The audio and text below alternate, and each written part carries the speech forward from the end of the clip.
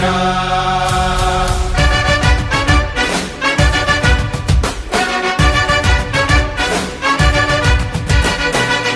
కదలిరా కదలిరా పిలుపు కాదు తెలుగుదేశ శంఖారావంగా కదలిరా కదలిరా రాతి యుగాన్ని వదిలి స్వర్ణ యుగం వైపు రారా జగనూడల మర్రి మన మెడలెక్కి కూర్చుంది చుట్టూ ఉన్న ఎవ్వరిని బతకనివ్వదే అది తుంచి వేలు తెంచే ధైర్యం ఉంటే రారా ఈ కలి ఆకలికి బలయింది చాలు తెలుగు జాతి తిరుగుబాటు నేటితోనే మొదలు కదలిరా కదలిరా కదలిరా కదలిరా కదలిరా కదలిరా కదలిరా కదలిరా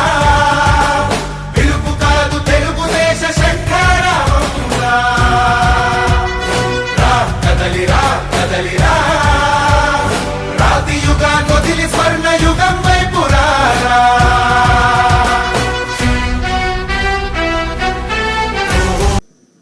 అయ్యన పాత్రుడు డిప్యూటీ స్పీకర్ గా రఘురామకృష్ణంరాజు ఏకగ్రీవంగా ఎన్నికైనట్లుగా ప్రకటించిన తర్వాత ఆయనని నేరుగా స్పీకర్ చైర్ వద్దకు తీసుకొచ్చారు సీఎం డిప్యూటీ. మామూలు వ్యక్తి అయితే ఆ ధైర్యంగా ముందుకు వచ్చేవాడు కాదు. ఒకసారి నేను ఎన్నోసార్లు చెప్పాను, కొంతమంది నేరస్తులు నాకు ఇది చూసినప్పుడు ఒకటి గుర్తొస్తుంది. ఇలాంటి చూసినప్పుడు ఇంకా చాలా జరుగుతున్నాయి. అవి చూసినప్పుడు నాకు ఎప్పుడు కూడా దేశంలో ఎక్కడన్నా జరిగిందా నేను అధ్యయనం చేశాను.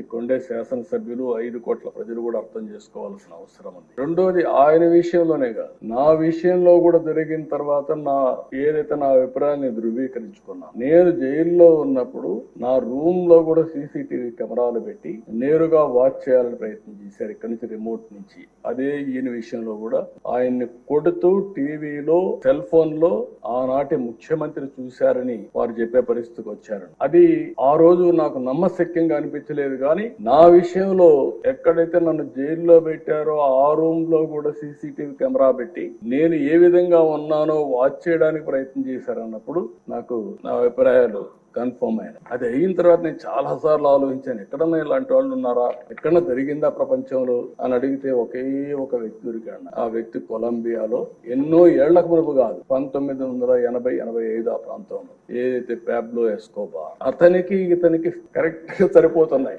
పోలికలు, దాంట్లో ఏం అనుమానం లేదు. అతను కూడా మీరు చూస్తే కొలంబియాలో మారక ద్రవ్యాల ముఠాలకు ఎస్కోబార్ నాయక్ అత్యంత ధనికుడుగా, నేరస్తుడుగా, దుర్మార్గుడిగా ఎమర్జ్ అయ్యాడు. దుర్మార్గుడు అంటున్నా నేను. ప్రపంచ మార్కెట్ లో 80% కోకైన్ వంటి మారక ద్రవ్యాలని తయారు చేసి సరఫరా చేసి మొత్తం ప్రపంచంలోని స్మగ్లర్ గా తయారయ్యాడు. మన ఈయన కూడా చూస్తే గంజాయి వచ్చింది, డ్రగ్స్ వచ్చాయి. ఈ రోజు నేను హామీ ఇస్తున్నా, ఎట్టి పరిస్థితుల్లో రాబోయే రోజుల్లో ఎవరైనా సరే గంజాయి అమ్మినా, గంజాయి పండించిన ఉక్కు పాదంతో ఈ ప్రభుత్వం అణిచివేస్తుంది. ఒక్క రోజు కనీసం ఆలోచించాడా? ఎంతమంది పిల్లలు, ఎంతమంది నాశనం అయిపోయారు గంజాయి తీసుకొని, ఎంతమంది డ్రగ్స్ కడెక్ట్ అయిపోయి ఎన్ని ఘోరాలు నేరాలు జరిగాయంటే అన్ని ఘోరాలు నేరాలు జరిగే పరిస్థితి వచ్చింది. ఆ పాబ్లో ఎస్కోబార్ అయితే 1985లో సుప్రీం కోర్టులో గెరిల్లాతో దాడులు చేపించాడు. 11 మంది న్యాయమూర్తులను చంపేశారు. ఇది ఈ ఎంపీని కూడా అదే విధంగా చంపారు. కనీసం ఈ దేశంలో ప్రజాస్వామ్యంలో కాస్తో కోస్తో చెక్స్ అండ్ బ్యాలెన్సెస్ కోర్టులు ఇవన్నీ ఉన్నాయి కాబట్టి కొంతవరకన్నా బయటపడ్డాం గానీ, లేకపోతే ఇతన్ని ఎప్పుడో ఎలిమినేట్ చేసే పరిస్థితికి వచ్చారు.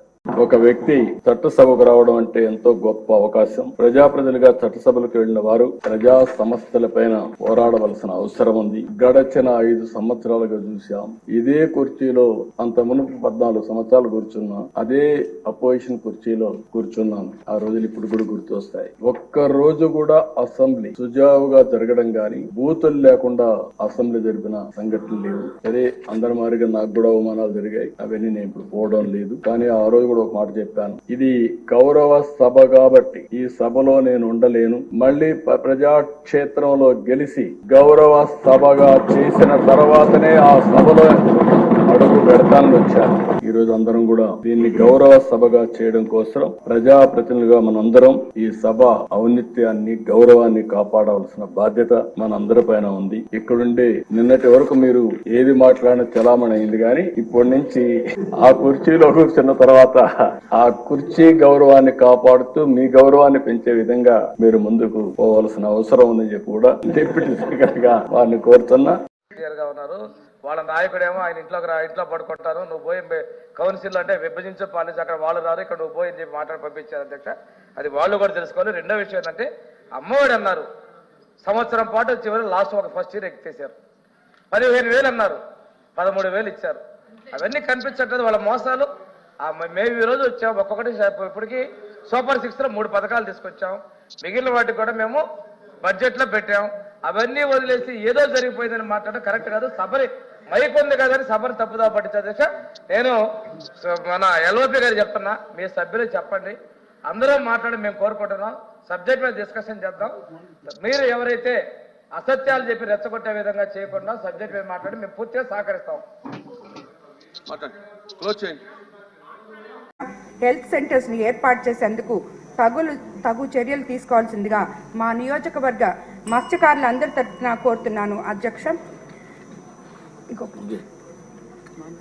భారతదేశంలోనే అత్యధిక విస్తీర్ణంతో ఆక్వా సాగు జరిగేది ఆంధ్రప్రదేశ్లోనే అన్న వాస్తవాన్ని గుర్తించి ఆక్వా రైతాంగ ప్రయోజనాలు కాపాడేందుకై Andhra Pradesh state aqua culture authority ఏర్పాటు చేయడం అభినందనీయం అధ్యక్ష. ఆక్వా రైతులను ఆదుకునేందుకై గతంలో గౌరవ ముఖ్యమంత్రి వర్యులు శ్రీ నారా చంద్రబాబు నాయుడు గారు ఆక్వా రైతులకు విద్యుత్పై సబ్సిడీ ఇవ్వడం జరిగింది అధ్యక్ష. నేను ప్రాతినిధ్యం వహించే కోవూరు నియోజకవర్గం పెద్ద సంఖ్యలో రైతులు రొయ్యలు సాగు చేస్తుంటారు అధ్యక్ష. నిలకడ లేని ధరలు, వైరస్ల వల్ల కారణంగా ప్రస్తుతం ఆక్వా రంగం సంక్షోభంలో ఉంది అధ్యక్ష. పీకల్లోతు కష్టాల్లో ఉన్న ఆక్వా రైతాంగాన్ని ఆదుకోవాలంటే ఫీడ్ ధరలు తగ్గించే దిశగా ప్రభుత్వం చొరవ తీసుకోవాలి అధ్యక్ష.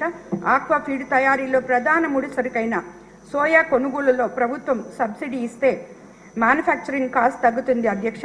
ఆ సబ్సిడీ ద్వారా ఆక్వా రైతులకు ప్రయోజనం చేకూరేలా ఫీడ్ ధర తగ్గించి రైతాంగాన్ని ఆదుకోవాల్సిందిగా విజ్ఞప్తి చేస్తున్నాను అధ్యక్ష.